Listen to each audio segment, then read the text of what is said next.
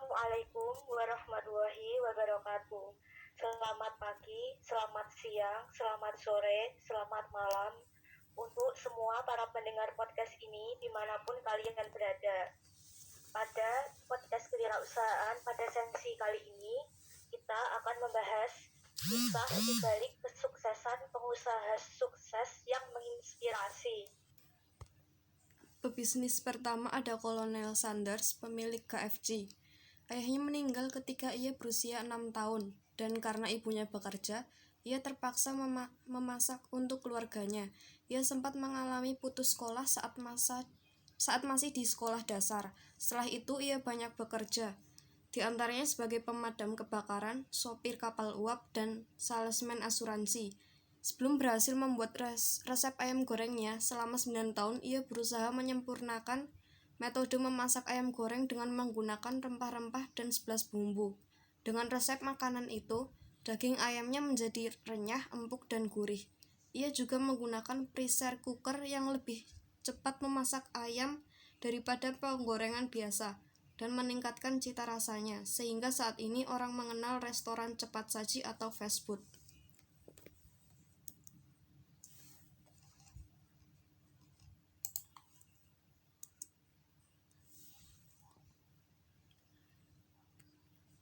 Di tahun 1952, Kolonel Sanders pergi berkeliling dari kota ke kota untuk menawarkan resep masakannya itu. Sebagai mantan koki, dia percaya bahwa resep masakannya itu akan diminati banyak restoran dan mau diajak bekerja sama untuk membuka usaha waralaba dengan menggunakan lisensnya. Sayangnya, hampir 1.000 restoran menolak resep masakan yang ditawarkannya. Tapi dia tidak menyerah begitu saja dan terus berkeliling sampai tiba di restoran 1008 yang mau membelinya dan mengembangkan usaha waralaba yang diberi nama Kentucky Fried Chicken atau KFC. Saat itu, KFC telah berkembang menjadi restoran cepat saji yang menyebar ke seluruh dunia. Ia mulai menawarkan bisnisnya pada usia yang cukup senja. Usia tua tak menjadikan alasan untuk berusaha hingga ia pun sukses di usia tuanya. KFC berkembang pesat. Kini lebih dari 1 miliar ayam goreng resep Kolonel Sanders ini dapat dinikmati di seluruh dunia. Tapi Kolonel Sanders tidak lagi bisa menyaksikannya. Pada tahun 1980, di usia 90 tahun, ia terserang leukemia. Kolonel Sanders meninggal seusai melakukan perjalanan 250.000 mil dalam 1 tahun kunjungan ke restoran KFC di seluruh dunia.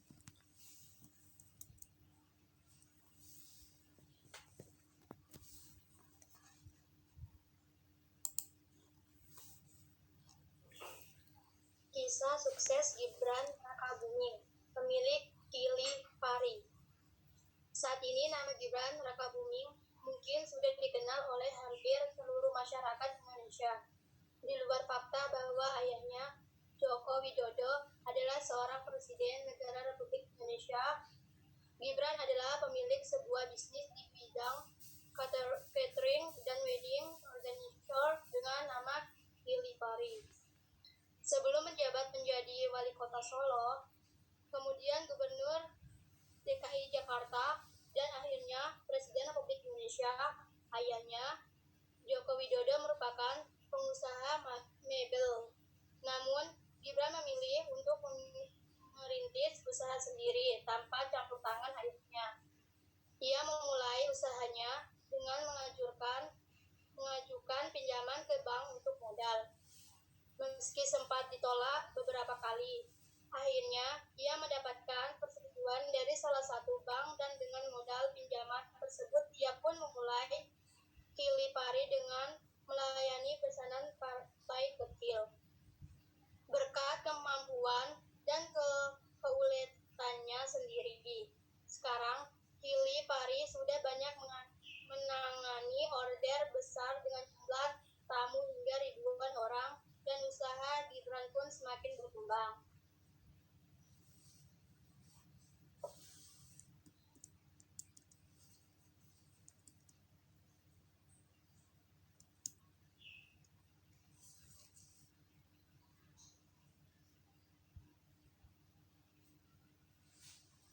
Berikutnya ada kisah sukses Nadiem Makarim, selaku founder Gojek. Biografi. Nadiem Makarim lahir pada tanggal 4 Juli 1984. Diketahui bahwa Nadiem Makarim mulai bersekolah SD di Jakarta, kemudian ia lulus SMA di Singapura. Dari Singapura, ia kemudian melanjutkan pendidikannya di jurusan International Relations di Brown University, Amerika Serikat. Dan selama setahun, ia mengikuti program Foreign Exchange di London School of Economics. Ia juga melanjutkan studinya di Harvard Business School, Harvard University, dan lulus dengan menyandang gelar MBA, Master Business of Administration. Nadiem Makarim diketahui pernah bekerja di sebuah perusahaan McKinsey dan Company, sebuah konsultan ternama di Jakarta, dan menghabiskan masa selama 3 tahun bekerja di sana. Diketahui pula ia pernah bekerja sebagai CEO, founder, dan managing editor di Zalora Indonesia, kemudian menjadi Chief Innovation Officer Kartuku.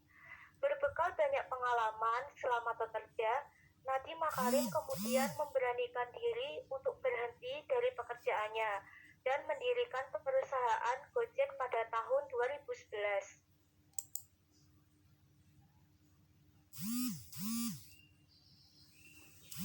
Yang saya dapatkan dari sosok Nadiem Makarim, sang pendiri Gojek, yaitu saya tertarik dengan sosok Nadiem Makarim karena dengan usahanya yang tergolong masih muda dapat menemukan sebuah ide bisnis yang menjanjikan. Ketangkasan dan kecekatannya menemukan peluang bisnis sangat menginspirasi. Dari penglihatan dan kepeduliannya terhadap kehidupan sehari-hari yang ia lakukan, membuat ia terdorong untuk berpikir bagaimana masalah yang ia hadapi harinya menjadi lebih mudah. Ia mampu mengubah ojek yang biasa dan identik dengan pangkalan menjadi sebuah bisnis online yang sekarang menjadi startup di Indonesia. Dengan didirikannya Gojek ini, tentu mempermudah konsumen ketika hendak memesan ojek, tanpa harus repot-repot datang ke pangkalan ojek. Tukang ojek sudah ready di depan rumah. Nadiem Makarim dengan Gojeknya mampu menciptakan lapangan kerja.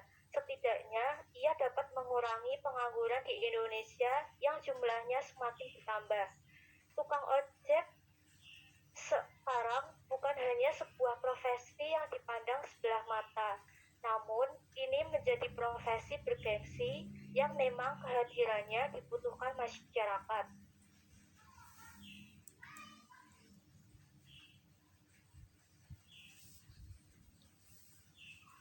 Saya bangga dengan sosok pendiri Gojek ini. Dengan usaha keras, ia mampu mengusung Gojek menjadi bisnis yang populer. Walaupun di tengah-tengah perjalanan bisnisnya, ia menemukan permasalahan seperti gesekan dengan tukang ojek tradisional karena dianggap merebut atau mengurangi pendapatannya. Namun, ia tetap semangat untuk memperjuangkan dan mengembangkan usaha Gojeknya. Bahkan sekarang ia hendak memperluas usahanya tidak sebatas ojek mengantar penumpang semata, tetapi juga sebagai kurir dan pengantar makanan. Semangat, kecekatan, kepedulian, dan sikapnya yang tidak mudah menerima keadaan yang ia hadapi sekarang menjadikan inspirasi buat diri saya.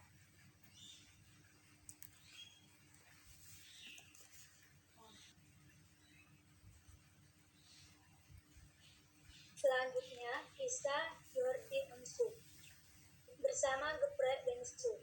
Jordi Onsu bantu endorse gratis UKM setiap hari.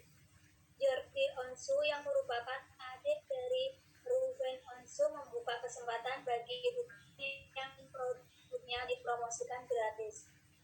Jordi berjanji akan mengunggah produk UKM di akun Instagramnya yang saat ini diikuti oleh 1,7 juta netizen. Sesuai janjiku kemarin, aku posting 10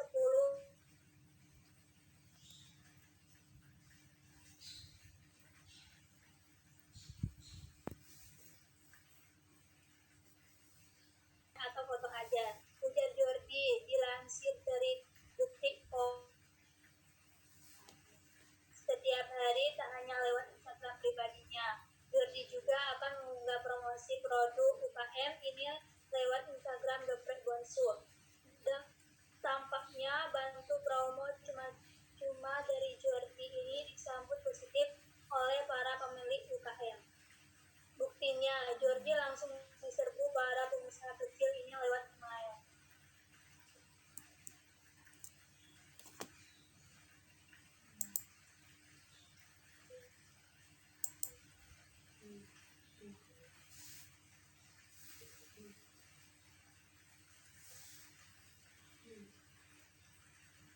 Geprek bensu. 1. Jordi mengakui hingga Senin sudah ada balasan produk UKM yang dipromosikan. Beberapa produk diantaranya ada toko kue online, bersoles, minuman, kekinian, hingga usaha olahan bebek. 2. Produk yang sudah tampil di Instagram, Jordi juga bisa dilihat di Instagram Geprek Bensu. Saat ini follower Geprek Bensu mencapai angka 745.000. 3. Dengan cara ini, Jordi berharap bisa sedikit membantu usaha kecil masyarakat di tengah pandemi corona. Pengusaha kecil juga pastinya terbantu karena produknya bisa dilihat dan diketahui oleh banyak orang.